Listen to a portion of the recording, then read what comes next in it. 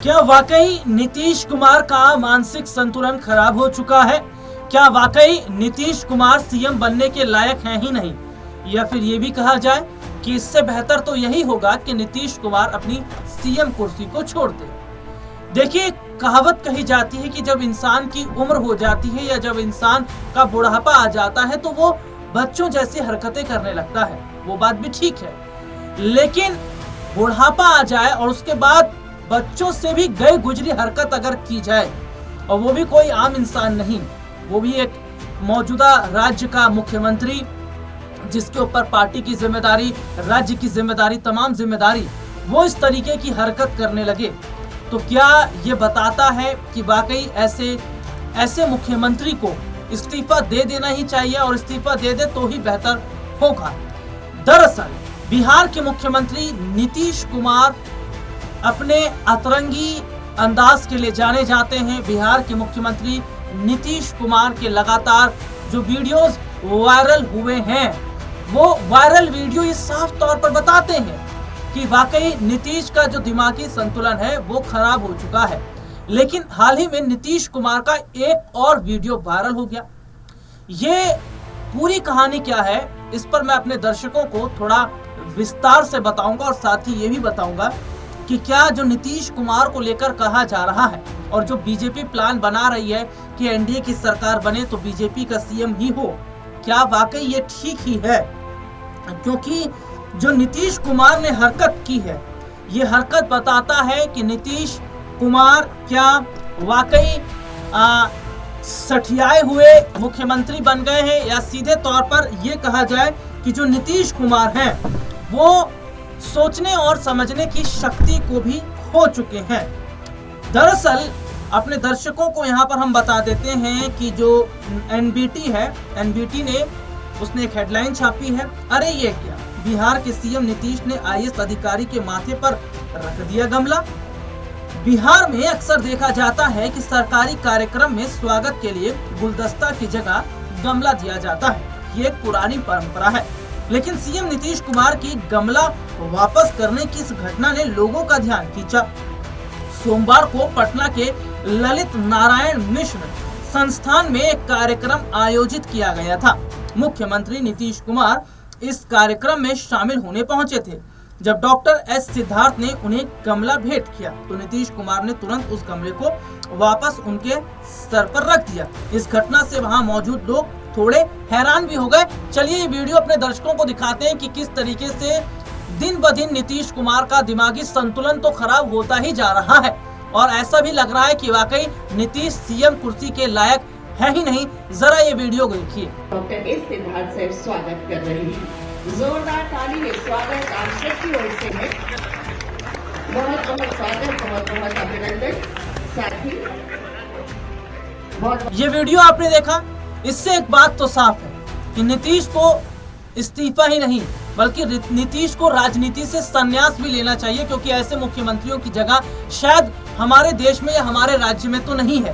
क्योंकि नीतीश कुमार जो हरकत कर रहे हैं उससे ये साफ पता चलता है कि उनकी नजरों में कौन अधिकारी है, कौन नेता है, कौन बड़े पद पर है, कौन छोटे पद पर है, कहाँ क्या कहना चाहिए, कहाँ क्या हरकत करनी चाहिए, या कहाँ क्या माहौल है, उन्हें कुछ समझ नहीं आ रहा, उन्हें कुछ पता ही नहीं चल रहा। वो सबको घोड़ा गधा बराबर लेकर चल रहे हैं और ये साफ तौर पर पता चलता है कि नीतीश कुमार वाकई जो बचकियाना हरकत कर रहे हैं, और ये बताता है कि नीतीश को अब वाकई राजनीति से संन्यास ले लेना चाहिए, क्योंकि नीतीश कुमार एक हंसी का पात्र इस वक्त बन चुके हैं। डॉक्टर एएस सिद्धार्थ ने बिना किसी देरी के गमले लिया और पास खड़े एक कर्मचारी को दे दिया ताकि बात आगे ना बढ़े, यानी कि मामला उस वक्त संभाल लिया गया था। तो ऐसे में ये देखा जा रहा है कि नीतीश कुमार जो हरकत कर रहे हैं, चला फ्लैशबैक की तरफ भी अगर चले तो कुछ समय पहले अपने दर्शकों को बताएं कि एक मंच पर राष्ट्रगान गाया जा रहा था, राष्ट्रगान हो रहा था। उस वक्त सभी स्टैंडिंग पोजीशन में थे। नीतीश कुमार अपने बराबर में खड़े जो अधिकारी थे उनसे हंसी ठिठोली कर रहे थे, उनसे हंसी मजाक कर रहे थे। इतना ही नहीं, होली के त्योहार पर हम देखते हैं कि वो रविशंकर प्रसाद के पैर छूने लगते हैं, जबकि रविशंकर प्रसाद उनसे कई साल छोटे हैं। तो ये तमाम चीजें इस साफ तौर पर देखी जाती है। और देखिए कई बार हमने देखा नीतीश कुमार महिलाओं से क्या कहते हैं, पहले कभी पहनती थी। तो ये तमाम चीजें बताता है कि भैया ये जो नीतीश कुमार हैं ये वाकई पूरी तरीके से मेंटली डिस्टर्ब हो चुके हैं।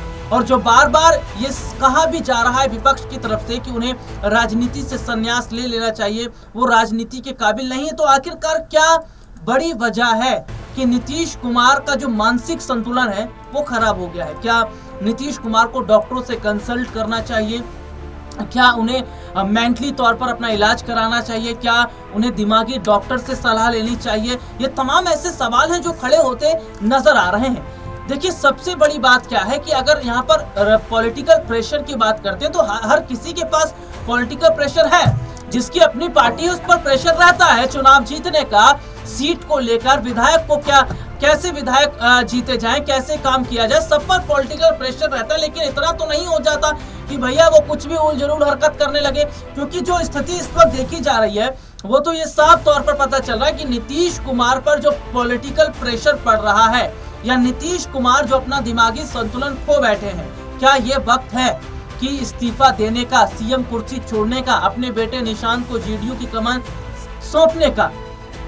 यहाँ पर एक दिलचस्प बात क्या है, नीतीश कुमार देखिए अभी हाल ही की अगर मैं थोड़ा सा बात कर लूं कि नीतीश कुमार दिल्ली आए और दिल्ली में नीति आयोग की एक बैठक बुलाई गई। इसमें प्रधानमंत्री मोदी मौजूद थे, लेकिन इस बैठक में नीतीश नहीं गए और यहाँ पर जेडीयू की तरफ से लल्लन जाते और लल्लन ही कहा जा रहा है कि जेडीयू को टेक ओवर कर चुके हैं।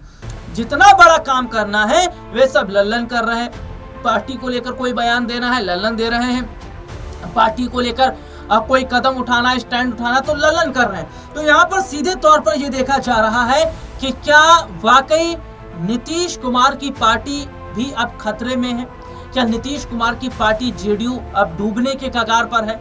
और लल्लन सिंह अगर जेडीयू को तोड़ देते हैं, अगर लल्लन सिंह यहाँ पर विधायकों को लेकर अलग हो जाते हैं, जैसा कि बीजेपी ये पूरी कोशिश कर रही है कि लल्लन के कंधे पर बंदूक रख कर चलाया जाए, तो लल्लन सिंह के कंधे पर जो बंदूक रखकर चलाने की जो कोशिश की जा रही है या लल्लन सिंह के कंधे पर जो बंदूक रखकर चलाया जा रहा है, इससे साफ तौर पर पता चलता है कि क्या बीजेपी ने अपने चक्रव्यूह में नीतीश कुमार को फंसा लिया है।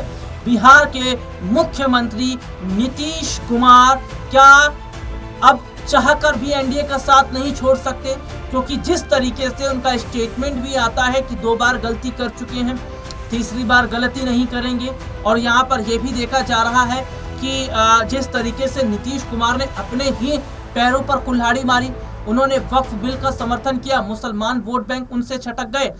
यहाँ पर दलितों का अगर मैं बात कर लेता हूँ तो बीजेपी ने दलितों का अपमान किया, नीतीश उस पर चुप रहते हैं। तो जो तस्वीरें इस वक्त हैं, जो मौजूदा समय के हालात हैं, वो ये साफ तौर पर बता रहे हैं कि क्या नीतीश कुमार का वाकई जो मेंटली प्रेशर है या जो नीतीश का जो मेंटली दिमागी संतुलन है वो इतना खराब हो चुका है कि उन्हें कुछ समझ नहीं आ रहा कि किसके साथ क्या हरकत की जानी चाहिए। हालांकि ये मसला बहुत ज्यादा गंभीर है और ये सवाल वाकई फिर खड़ा भी हो जाता है कि क्या बीजेपी जो कर रही है वो फिर ठीक ही है कि अगर एनडीए की सरकार बनी तो नीतीश को सीएम ना बनाया जाए, नीतीश को सीएम कुर्सी पर ना बिठाया जाए। हालांकि बीजेपी के कई बड़े नेताओं के स्टेटमेंट भी लगातार सामने आए, जिसमें ये तक कहा गया कि जो चुनाव लड़ा जाएगा बिहार का वो सम्राट चौधरी के चेहरे पर लड़ा जाएगा, विजय सिन्हा के चेहरे पर लड़ा जाएगा। क्योंकि कुछ समय पहले एक और मंच से उनका वीडियो वायरल हो रहा था जिसमें हम क्या देखते हैं कि महिला को अपनी तरफ खींचते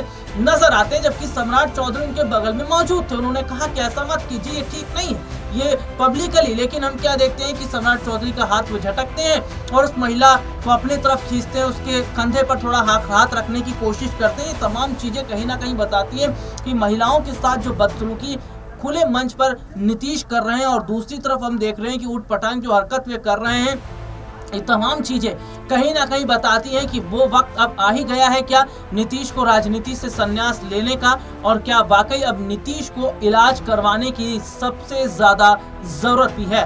हालांकि इस पर विपक्ष खूब चुटकी ले रहा है। आरजेडी ने सीधे तौर पर कहा कि ये देख लीजिए एक बार फिर नीतीश कुमार का नया कारनामा, और नीतीश किस तरीके से एक IAS अधिकारी जो है उनके साथ इस तरीके की हरकत करते नजर आ रहे, जो कि ये साफ तौर पर उनका ओछापना दिखाता है।